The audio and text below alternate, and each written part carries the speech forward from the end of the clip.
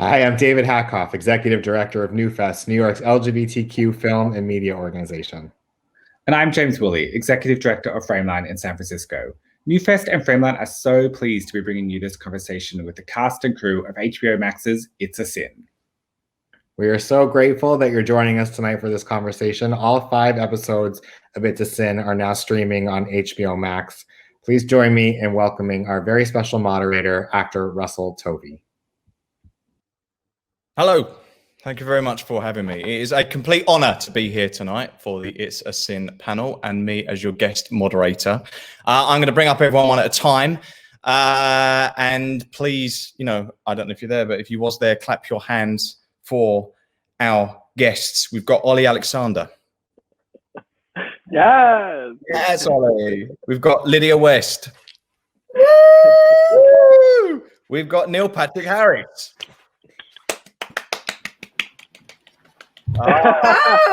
Slick. Callum Scott Howells. We've got Omari Douglas. Hey guys. Nathaniel Curtis. Have we got Nathaniel Curtis? Hello. Yes. Hello.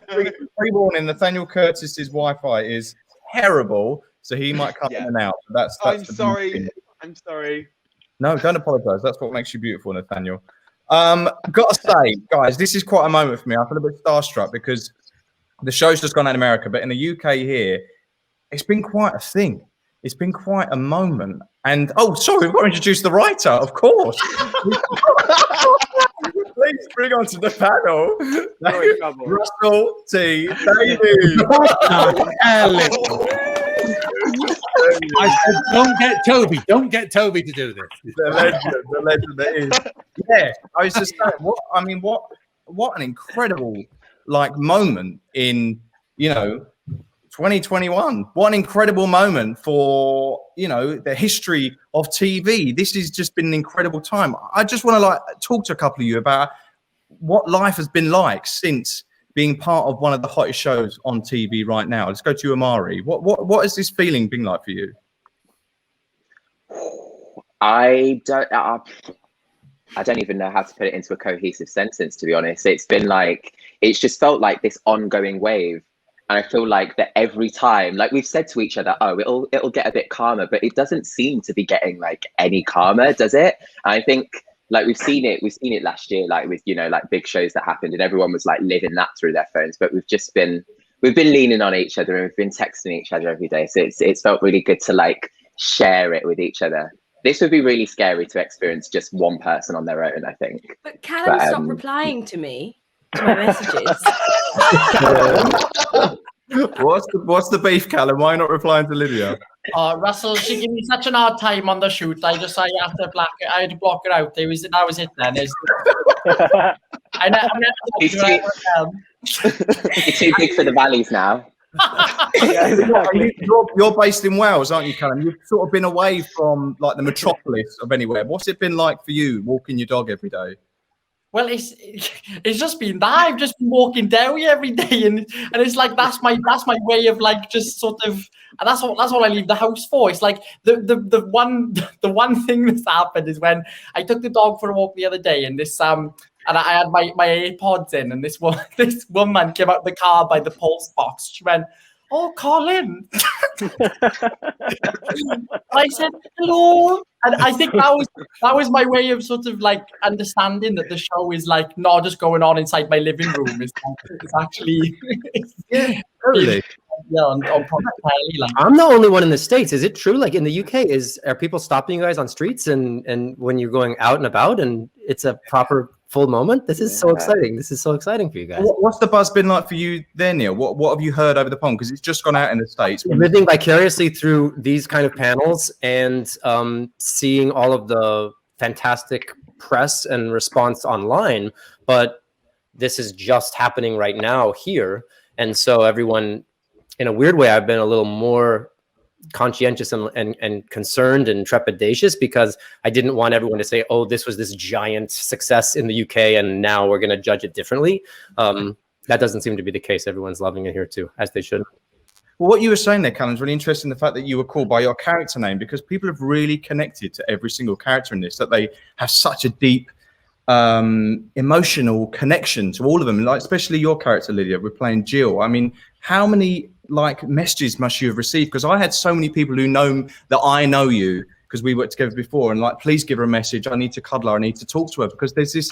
It's one of these shows that feels like there's this kind of crossover of the character and the person playing them, that they feel like they're real, and you feel like there is that generosity of spirit that people just want to get with you. That's the beauty of the writing. What has that been like that for you? Yeah, it's been amazing. And I did an interview today with Jill, and also hearing kind of what she's going through too. Real Jill. Yeah, and it's so amazing. It's so beautiful, and kind of seeing the hashtag of everyone being more Jill and tagging who their Jill is in their life, and like these amazing tales of people that have been like supported in hard times, and friends who they haven't maybe appreciated as much as they should have over the years, that then declaring their love for them. It feels so special, and I just feel so humbled by the response, truly. Absolutely. I think it's really humbling, your Vogue shoot as well. That was a really nice. Russell, you mean all the Tinder dates he's been on? Oh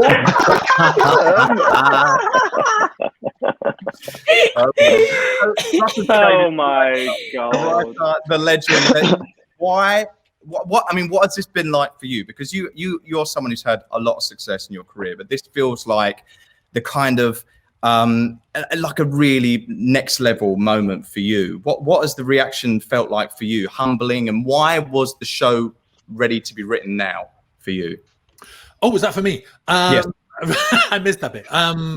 It's been gobsmacking, especially when you think, let's be honest, it's a drama about AIDS. I was sitting in this chair at Christmas thinking, how the hell do you sell this? How the hell do you get anyone to watch this? Genuinely, because I loved it, and I love this cast with all my heart, and you want people to see it, but whether they will, it's a tough subject matter, really. And so this reaction has just been off the charts. I've had a few successes in my time, and when you do something like Doctor Who, it's meant to be big. I never imagined this being big, and it's just, I mean, the marvelous thing for me is the anecdotes coming out. People are being talked about who died 40 years ago. I actually had a letter off, I better not name him, but off a very powerful agent this morning, wrote to me saying, I was an agent in the 80s. I didn't say a word. I had gay clients. I never said a word to them while they were dying, and I'm ashamed, and I've been crying my eyes out watching the show. It's just absolute. If I tell you the name of that agent, you'll fall over.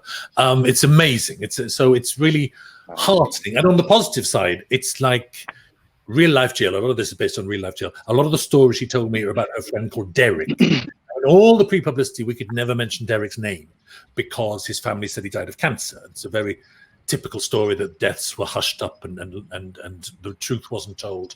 And so poor Derek, all these years it's been said that he died of cancer. His brother got in touch with real life Jill at the weekend and said the parents have now passed away. And he said, now I've seen the show and now I can tell people that my brother died of AIDS and I'm proud. He said, I'm proud to tell people what he died from. And that is a different world. That is amazing. It like breaks my heart, but it's wonderful. Really wonderful. Why was it now at this point in your career that you wanted to tackle this story? It's fun, isn't it? It's just my age, I suppose, and you eventually, it's like an ocean liner turning around. You eventually turn around to look at it, and I'm glad that I waited because I think maybe I acquired the necessary skills over the years I learned in order to tell this. I also think, quite profoundly, talking about those parents who just died, I felt that that generation was passing, the parents of the boys who died, and the women and the children. All sorts of people died from AIDS, obviously. And with their passing, I thought the stories were disappearing, and I thought the truth was beginning to disappear of what really happened. It felt like a generational thing, and so I felt like now was the time to do it before that's gone, almost before it's too late, so that there are some families who can finally talk about this with them. Wow. So Olly, so your character Ritchie is an actor, and you're sensational. Everyone's sensational. I'm really starstruck still. But what his character choice was that he was scared to come out because he was worried about it ruining his career, which feels like a very kind of recent thing for me as like a gay actor. I definitely had them conversations when I was coming out. How has that been like for you as an actor? Did you ever have them sort of instincts when you were starting off in your career of not to go out publicly about who you were sexually, or is this something that you feel like we're in a better world now, or we still got work to do?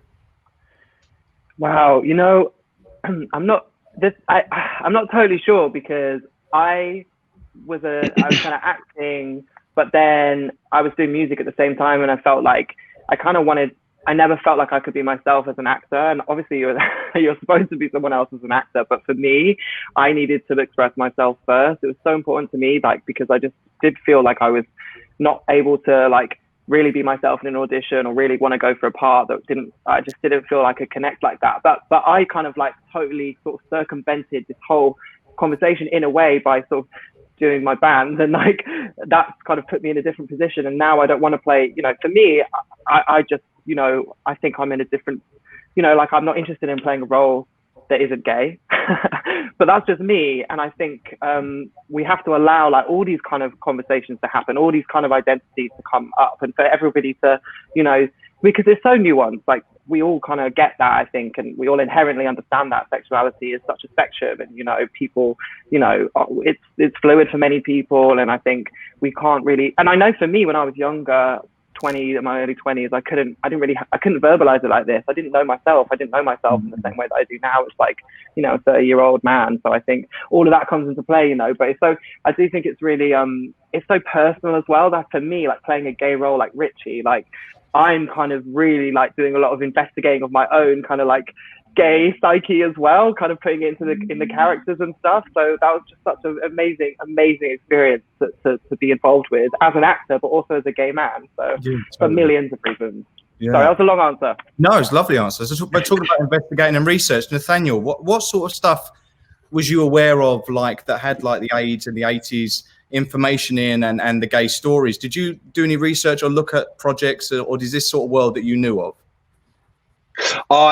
I'm actually quite ashamed to say that I knew very, very little of everything that had gone on. We weren't taught about it in school.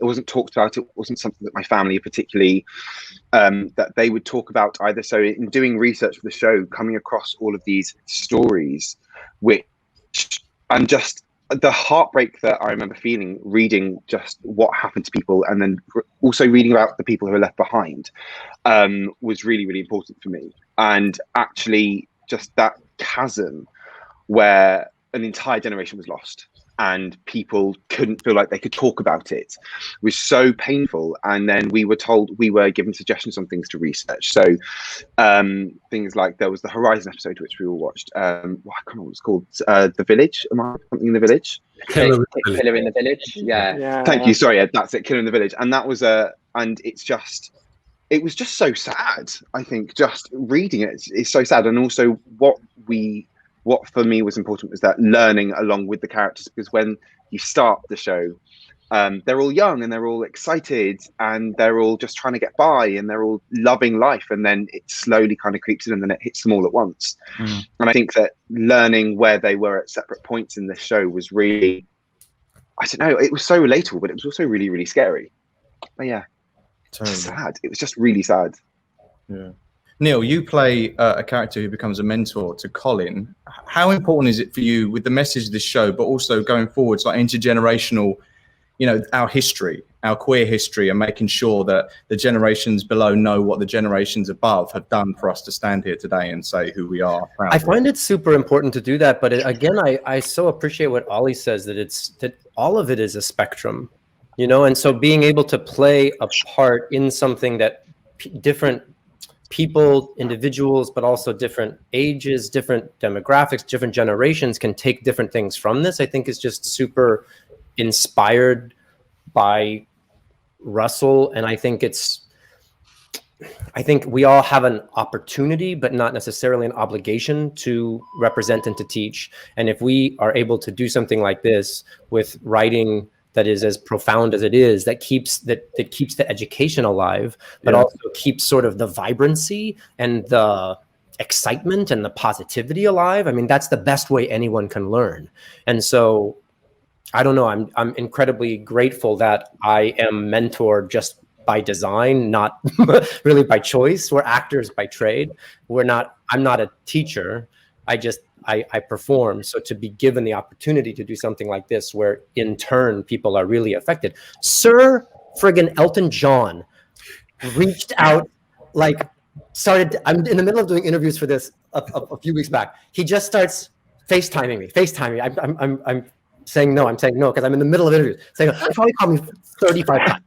Finally, it finished, and I saw him on the FaceTime, and he was so emotional and passionate about the thing, and said he was going to reach out to every single person in the cast. Did he do that?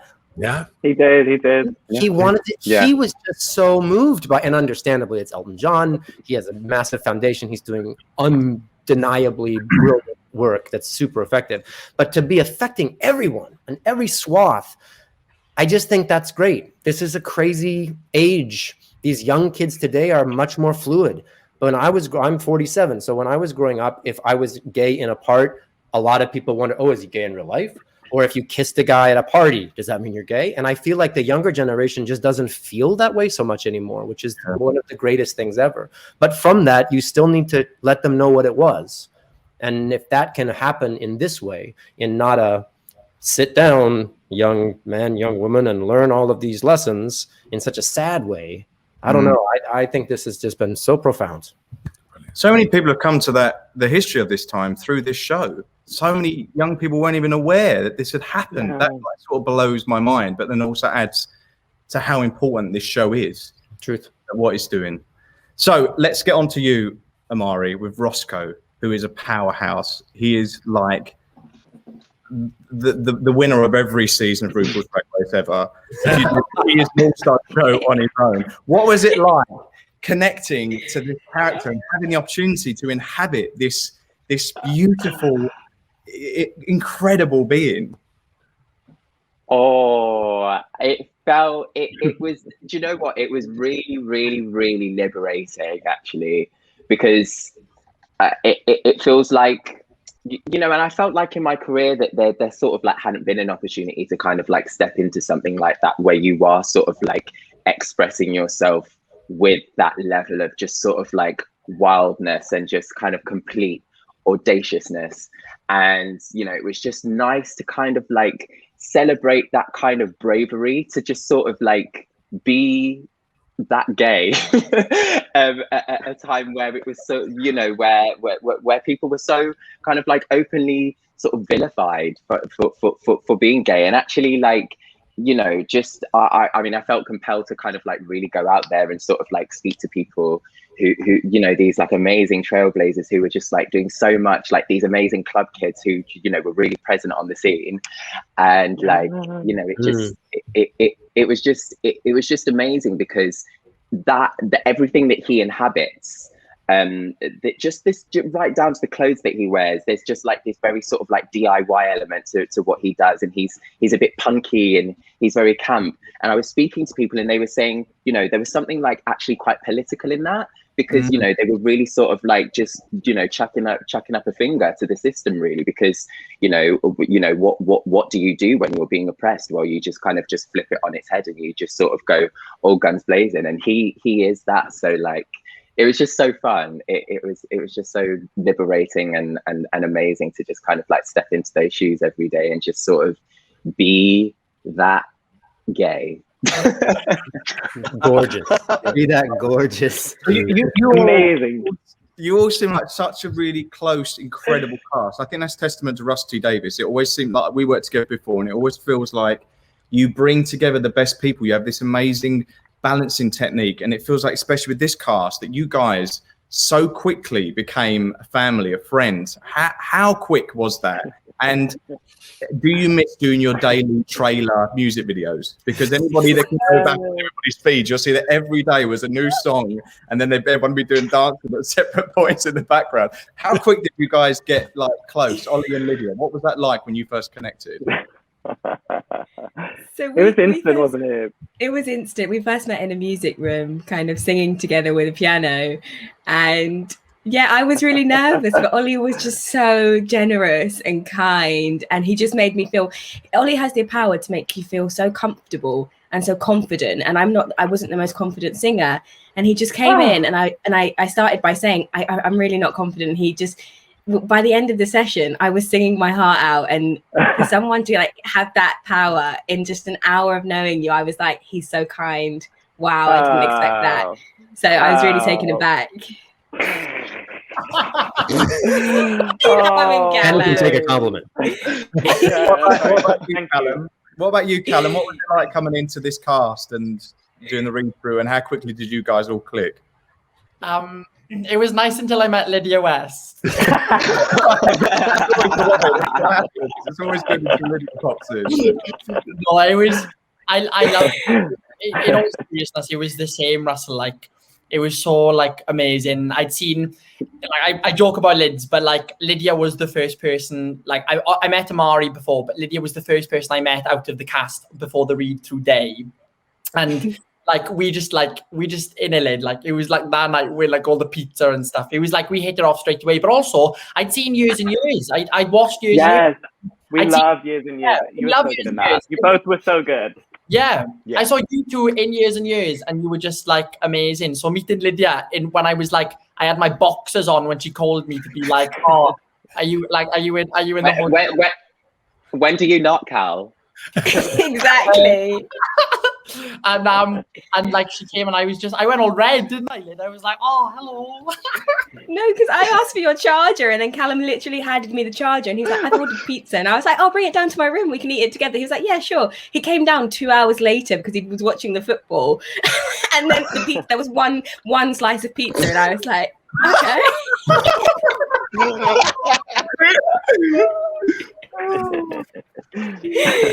What are you guys? God, so Callum, what were you saying? No, I was just gonna say I worked very hard to earn my pizza, so I wanted to eat it myself. You didn't want to share it. I didn't want to share it with you. I have it all for myself. Because we were like filming for so long, we really kind of like got to know each other's like habits. Like we spent so much time in that DoubleTree in Manchester, and every Sunday Callum would be in that bar watching the football, and he turns into another person when he watches the football. He doesn't wear bows on his shirt while he's watching the football, does he? Oh no! Oh God, no! I'm done. I'm free. I'm free to do whatever I like in this place now. I can be myself. Amazing. What are you guys hoping for audiences to take from this going forwards now? For all new audiences that are discovering it, what are you hoping to get? Nathaniel, if you're still there. Yes. Nathaniel, what are you hoping for audiences to take from this going forward? It's funny. Great. Good response. It's all a laugh. Russell, what are you hoping going forwards for audiences to kind of take from this now? Yes. Before that, I'm going to tell you an interesting fact that I've just realized, and this is going to sound a bit mad, but it's true, and I've never told anyone this before, which is that when I was creating Ritchie, I wanted to create, and I thought a lot about the success that he'd never have, how closeted he is as an actor, and how you can never be yourself, and how things have changed now. Sorry, my connection's going. I didn't catch that at all. I'm so sorry. I love in the middle of an anecdote. Shut up. Don't ruin me. And anyway, so I was thinking about how the life that Ritchie never got to lead, and so I named him after the most successful and admirable out gay actor I could think of, Ritchie Tozer, Russell Tovey. That's a true fact. Couldn't call him Russell, could it? That would have been weird. And so here you are together. This is really quite strange to see the two of you together like this. So hooray! That's what a good name. That's made me nearly want to cry, Russell. That made me quite emotional. That's really cute. Someone told me something the other day, and it really resonated with me about this, and talking about Ritchie being an actor, and we talk about all the talent that was lost through AIDS, about how we lost so many incredible performers, especially on the West End and Broadway. But they said, you know what you're forgetting during that is that the audience was made up of these incredibly cultured, incredibly, they would go and see all the shows, they would go for dinners afterwards, and yet the audience, the talent on stage was lost, but the audience disappeared as well. And everyone sort of forgets about the audience.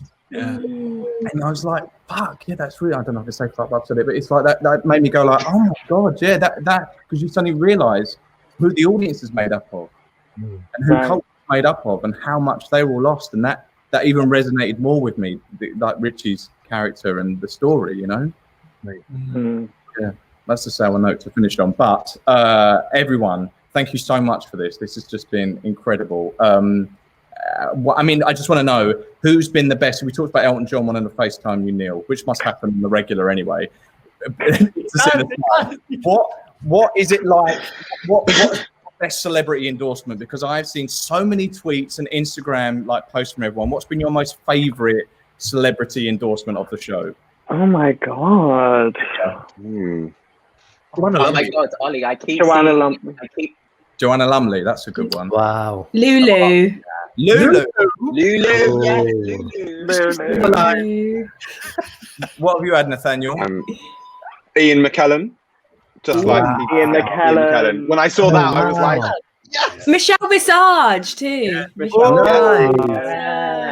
Omari, for you. Well, I keep seeing that Mutia Buena from the Sugar Babes keeps Mutia like listing Buena. all of your stuff, Ollie, and I'm just like, yes. Wow. Yes, she's amazing. Anyone for you? I think probably like I love like David Walliams' messaging because I like what a like he's a legend in my house. So I was just like, oh, it's amazing. You know what I mean? What about you, Russell? What has it been like for you? What's been the ones that have really made you happy? It's Michelle Visage was brilliant. That was like, wow. And actually Elton John, which is like, and not only that, but Elton John, bless him, has stepped forward to say, let me help advertise the show and push the show in the States. He's not just saying he likes it. He's done an interview today with the Wall Street Journal. It's like, no way. Yeah. He's actually helping to push it. That's a man who, wow. you know, he's raised £500 million for HIV research. He kind of knows what's what. And for him to give us that is really, he's going on Ellen. He's going on Ellen to talk about this, apparently. No. Yes. Really? It's true. Yeah, we're doing it together. The Ellen show. Oh my god. So it's like that's oh my god. Neil, are you going on Ellen? Yeah, you're not invited, love. Yeah, do you want me to say hello from you guys? Neil, can I come? Callum, I'll tell her that you said hello. Neil, tell her the Butter story. Butter, I'll tell her the Butter story in as long as possible, dear Callum. You sweet pea. That's Irish. Your English accent is phenomenal, Neil. Worst Welsh ever. The Welsh is offensive. Well, everyone, that's been amazing. Thank you so much for tuning in, everyone watching this panel. And please enjoy, spread the word, and love It's a Sin going forward. And thank you very much, everyone. All right. Good night.